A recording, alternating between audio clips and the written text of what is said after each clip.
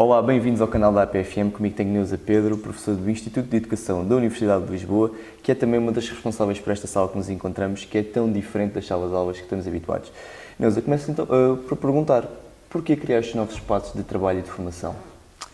Então, em primeiro lugar, eu gostava de agradecer o convite que me foi direcionado e a oportunidade de estar a refletir numa manhã tão agradável quanto hoje sobre o que é que estes novos espaços podem significar ou em que medida é que eles podem ser contributos relevantes para aquilo que se entende hoje como as competências que se pretende desenvolver. E isto para responder já à sua questão. Estes espaços são desenvolvidos hoje nestes contextos educativos e formativos, como são as universidades ou mesmo as escolas do ensino básico e secundário, exatamente pela necessidade que temos de criar espaços onde outras competências que em décadas anteriores não eram tão importantes ser desenvolvidas nos contextos escolares, realmente possam vir a acontecer. Hoje em dia o mercado de trabalho exige competências novas, exige competências que é difícil promover em espaços velhos e, portanto, a preocupação é criar os espaços novos para que as competências novas que o mercado de trabalho necessita tenham a oportunidade de ser experienciadas pelos alunos. Este espaço em particular direciona-se muito para a formação de futuros professores e, portanto, a preocupação é que dentro destas novas salas de aula se consiga levar o professor a atuar de forma diferente, exatamente porque o espaço está organizado num sentido em que o próprio professor se sente obrigado a estimular a sua forma de estar numa lógica completamente diferente daquela que usualmente seria estabelecido. Então, eu acabo também por questionar, então, qual é que é o papel desse mesmo formador nestas salas de aulas, nestes novos espaços, e de que forma é que ele muda do tradicional para o que agora a Neuza também tem trabalhado para que aconteça? As salas de aula tradicional eram espaços onde maioritariamente se promovia o trabalho individual. Eram espaços em que o professor assumia um papel central e em que os alunos acabariam por ter um papel secundário, ou seja, o professor teria um papel preponderante e os alunos tinham um papel de aprendentes numa lógica mais passiva, contrariamente àquela que seria uma lógica mais ativa de atuação por parte do professor. Estes espaços têm exatamente esta distinção esbatida, ou seja, o papel ativo dentro da sala de aula é suposto ser vivido por todas as pessoas que estão dentro dela, professor, alunos e também outros especialistas que possam integrar os espaços educativos.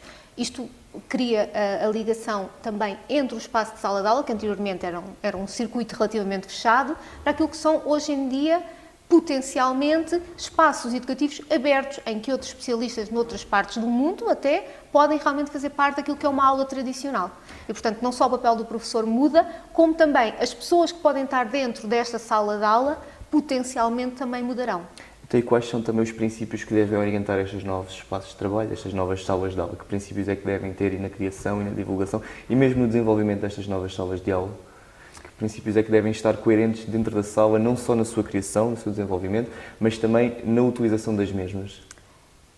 Um dos princípios fundamentais é a oportunidade de promover a comunicação e a colaboração.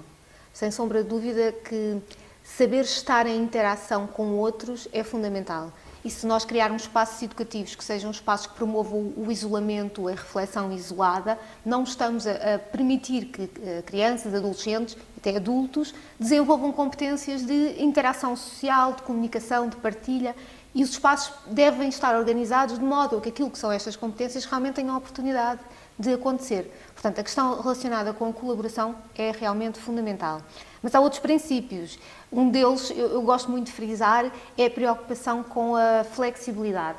Criar os espaços não como algo que vai permanecer no modelo em que está, mas espaços que possam ser rapidamente reconfiguráveis, em que dentro deles possamos ter várias modalidades de trabalho, onde dentro deles sejam criadas oportunidades para vivenciar diferentes papéis e, portanto, nesta lógica, aquilo que nós temos tradicionalmente como um espaço fechado, estável, organizado de uma determinada maneira, precisa ser desconstruído para realmente se permitirem espaços onde o próprio utilizador o reconfigure em função daquilo que precisa de desenvolver nesse mesmo espaço. Portanto, a flexibilidade seria um outro princípio que eu elegia como muito importante nos novos espaços de trabalho, de aprendizagem, de formação. Isto para eleger dois. Mas se quiser que eu continue a referir outros, terei todo o interesse. Todo o tempo que temos. Muito obrigado pelo seu contributo. Quanto assim já sabe, vemos na próxima oportunidade. Obrigado.